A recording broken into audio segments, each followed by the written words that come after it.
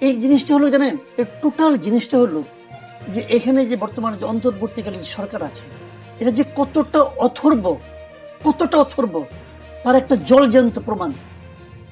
দেশে কি একটা সরকার আছে? এরা মানে কি বলবেন, মানে এই যে লটারিতে হঠাৎ লটারিতে কিছু পেয়ে গেলে যে অবস্থাটা হয় না, এত হলো এই অবস্থা যে তোমরা আমার কিছু কইও না, কোনো মতে আরাম আয়েশ করে কয়টা দিন আটাই দিই, এত কিছু এই অবস্থা। আমি কিন্তু আর কাউকে দোষ দিচ্ছি না, সরকার যতক্ষণ পর্যন্ত না থামাবে ততক্ষণ পর্যন্ত এই ধরনের ঘটনা আগামী দিনেও ঘটতে থাকবে। আমি এখান থেকে বেরিয়ে গেলাম, আমাকে বললো এই ফ্যাসিবাদের পক্ষে কথা বলতেছে, অতএব আমার ধরে ধরে চর্থাপর মারলো। যদি হয় এরকম, কে ফিরাবে আমাকে? কে ফিরাবে? আমি পারবো না। কিন্তু আমার কথা হলো কি, আমি যদি এদেরকে এমপ্লয়ার মনে করি, আমি মনে করি যে এরা এই ছাত্ররা আন্দোলন করেছে, আন্দোলনে বিজয়ী হয়েছে, হয়ে তারা কি করেছে? তারা তো একটা সরকার বসিয়েছে। কেন বসিয়েছে? তারাই সব করতে পারতো, যে তোমাদের কোনো দরকার নাই, আমাদের যার ইচ্ছা মারমু, যার ইচ্ছা ধরবো, তারা তো তা বলে নাই। তারা এদেরকে এটা বসাইছে গভর্নমেন্টে। কেন? যে তোমরা একটা সিস্টেম ক্রিয়েট করো। এটা সিস্টেম ক্রিয়েট করার নমুনা যে আওয়ামী লীগ ডিসইন্টিগ্রেটেড হয়ে যাচ্ছে, ভেঙে যাবে, টুকরো হয়ে যাবে। আবার উনি আরেকটা জায়গায় বলেছেন যে আমরা এগুলো কিছু করবো না, কারণ আমরা কোনো রাজনৈতিক সরকার নই। তো উনি রাজনৈতিক সরকার নন, উনি কি করে বুঝলেন যে আওয়ামী লীগ টুকরো হয়ে যাবে? এটা কি রাজনৈতিক বক্তব্য না? আচ্ছা, দ্বিতীয় যে কথাটা, যে উনি আওয়ামী লীগ শেখ হাসিনাকে খুব দ্রুততম সময় এখানে দেখছেন না, পান। এটা হতে পারে কেন? উনি আবার আরেক জায়গায় বলেছেন যে এই আদালতের মামলা রায় হওয়ার আগ পর্যন্ত ওনারা শেখ হাসিনাকে ফেরত চাইবেন না। রায় হওয়ার আগ পর্যন্ত কেন চাইবেন না, এটা আমার রহস্যজনক মনে হয়েছে। আমি তো মনে করি শেখ হাসিনাকে এখন আনা উচিত, এখানে আনা উচিত। আদালত তো ওনার প্রতি গ্রেপ্তারি পরোয়ানা জারি করছে, ওনাকে এখনই সরকার উচিত ইন্ডিয়ার কাছে বলা যে এই লোকটার বিরুদ্ধে গ্রেফতারি পরোয়ানা হয়েছে, তার বিচার হওয়া দরকার, অতএব বিচারের স্বার্থে তাকে আপনারা ফেরত দেন।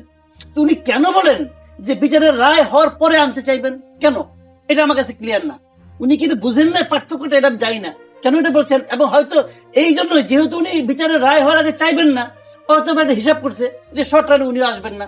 এটা হতে পারে, আমি জানি নাকি, বাট এটা আমার কাছে খুব একটা মানে বুদ্ধিদীপ্ত বক্তব্য মনে হয় নাই। আওয়ামী লীগের জায়গা নেই, আওয়ামী লীগের যে জায়গাটা, এটা উনি বলতে পারেন না।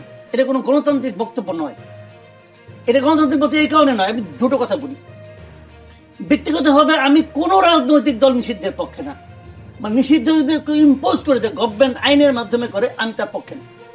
আমি মনে করি একটা রাজনৈতিক দলকে যদি আপনি অপছন্দ করেন, তাকে যদি নিষিদ্ধ করতে হয়, তাকে নিষিদ্ধ করার একমাত্র জনগণের আছে। জনগণ কিভাবে করবে? জনগণ সে রাজনৈতিক দলটাকে প্রত্যাখ্যান করবে, ভোট দিবে না, সে মুসলিম লীগ হয়ে যাবে। এটা একমাত্র জনগণ করতে পারে, আপনাকে সেই এখতিয়ার দেওয়াই হয় নাই। যখন আপনি সেই কথাটা বলেন যে আমরা একে নিষিদ্ধ করব, তার মানে কি ওনার মাথার মধ্যে আছে যে আওয়ামী লীগকে আমি নিষিদ্ধ আমি করে দেবো? সেই ক্ষমতা ওনাকে দেওয়া হয় নাই। উনি যদি মনে করেন আমি 2009-এর আইন দিয়ে করবো, যেটা নাকি ছাত্রলীগের কথা। আচ্ছা বলেন তো, 2009-এর এই আইনটা একমাত্র আওয়ামী লীগ ছাড়া এ পর্যন্ত কেউ এই আইনটার প্রশংসা করছে? কেউ করে নাই, সবাই বলছে এটা কালো আইন। তো আপনি একটা গণতন্ত্র কায়েম করতে দেশে আসছেন, গণতন্ত্রকে প্রাতিষ্ঠানিক রূপ দিতে আসছেন, আপনি কাজটা শুরু করতেছেন কি দিয়ে? একটা কালো আইন দিয়া। কেন ভাই, কেন? এটা কি খুব প্রশংসিত কোন আইন? একটা পচা আইন আপনি কেন প্রয়োগ করতে হচ্ছে? আপনার মনের আকাঙ্ক্ষা পূর্ণ করার জন্য।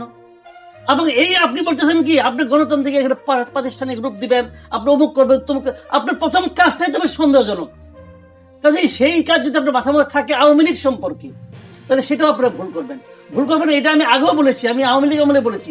আওয়ামী লীগের মধ্যে কিন্তু একটা প্রক্রিয়া ছিল, জামাতকে নিষিদ্ধ করবে, বিএনপিকে সন্ত্রাসী দল ঘোষণা করবে। আমি তখন বারবার বলতাম আপনি বিএনপিকে নিষিদ্ধ করবেন, বিএনপির যে কোটি কোটি সমর্থক আছে এদের নিয়ে কি বঙ্গোপসাগরে ফেলে দেবেন? বলতে পারবেন না। একটা কথা বলি, এই রাস্তায় দেখবেন মাঝে মাঝে বাস এক্সিডেন্ট করে না? আমাদের একটা প্রবণতা কি, আমরা বাসটা আগুন দিয়ে পুড়াই দিই।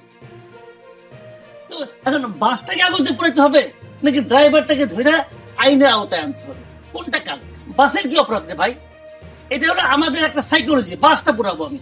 তো এখানে একই জিনিস, ওই বাস পুরানোর সাইকোলজি থেকেই মনে হয় মাসুদ জাতীয় পার্টির অফিসও জি নাই। আপনি ওই ব্যক্তিকে নিষিদ্ধ করেন, ওই ব্যক্তির বিচার করেন, এমন বিচার করেন যাতে নাকি আর কেউ এই ধরনের আচরণ করার সাহস না। এই জিনিসটা হলো জানেন, এর টোটাল জিনিসটা হলো যে এখানে যে বর্তমানে যে অন্তর্বর্তীকালীন সরকার আছে, এটা যে কতটা অথর্ব তার একটা জলজ্যান্ত প্রমাণ। দেশে কি একটা সরকার আছে?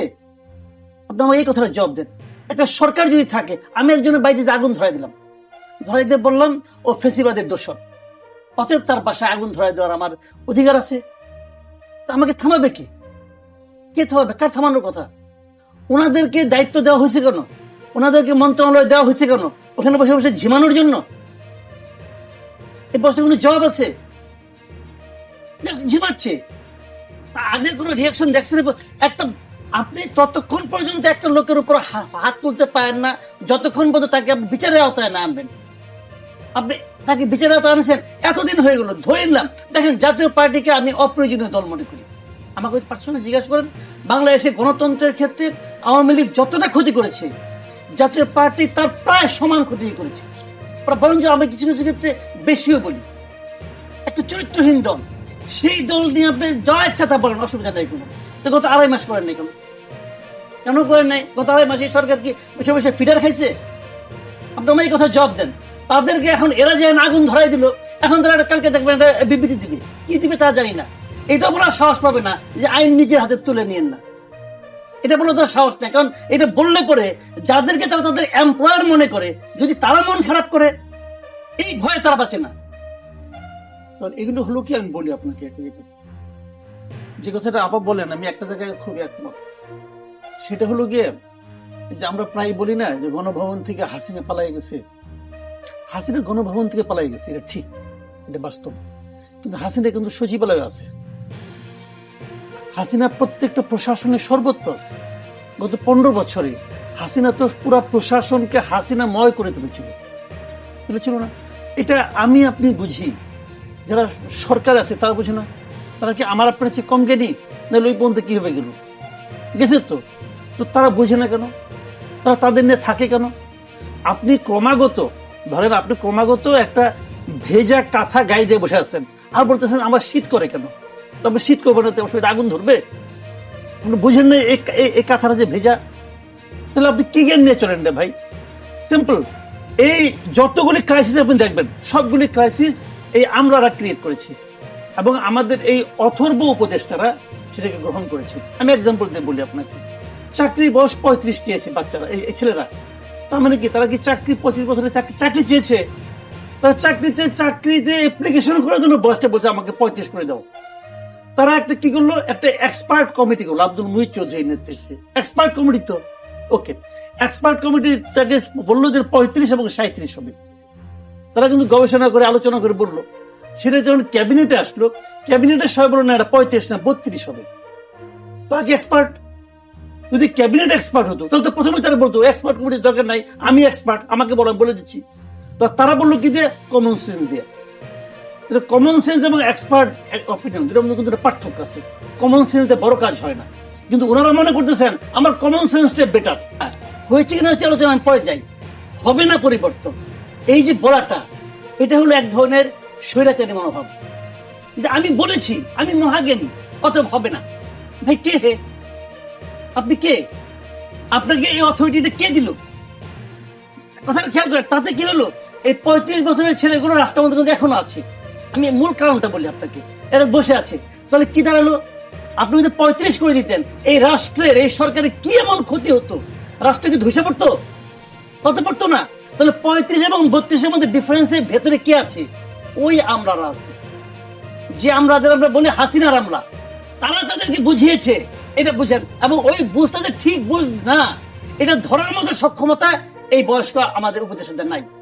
This is the point. তারা হলো কি, মিটিং এ বসছে, কত তাড়াতাড়ি মিটিং শেষ করা যায়, কারণ তাদের অন্য আবার যায় একটু ঝিমাইতে হবে। এছাড়া আর কোনো কাজটা আমি দেখি না। আর্গুমেন্ট করতে হবে। আপনি বলেন প্রথম বললেন 3 বার দিতে হবে। ভাবেন তো আপনি, গত 15 বছরে বিএনপির, জামাতে অথবা অন্য কোনো মতাবলম্বী একজন লোক বিশেষ চাকরি পেয়েছে? পায়নি তো। তাদের মধ্যে 3 বার দেওয়া হয়ে গেছে, তোরা দিতেই পারত। তোরা আবার 4 বার, 3 বার এবং 4 বার কেউ কি চেয়েছিল? কোন দাবি ছিল? আপনারা শতপ্রণোদিত হইয়া 3 বার একটা বার দিয়ে দিলেন, 2 দিন পরে ধাক্কা করলে তারপরে 4 বার করলেন। আমার দেওয়া না, ধাক্কা মাকাই কিছু না। এই উপদেষ্টাদের কোন একজন আত্মীয় হয়তো বলছে যে খালু আমার তো দিলেন না, আমার তো 3 বার হয়ে গেছে, আর তো পারবো না, আরেকবার চান্স দেন। হয়তো ঠিক আছে, দাও তোমার, এটা আমি 4 বার করে দিচ্ছি। এগুলি হয় কি?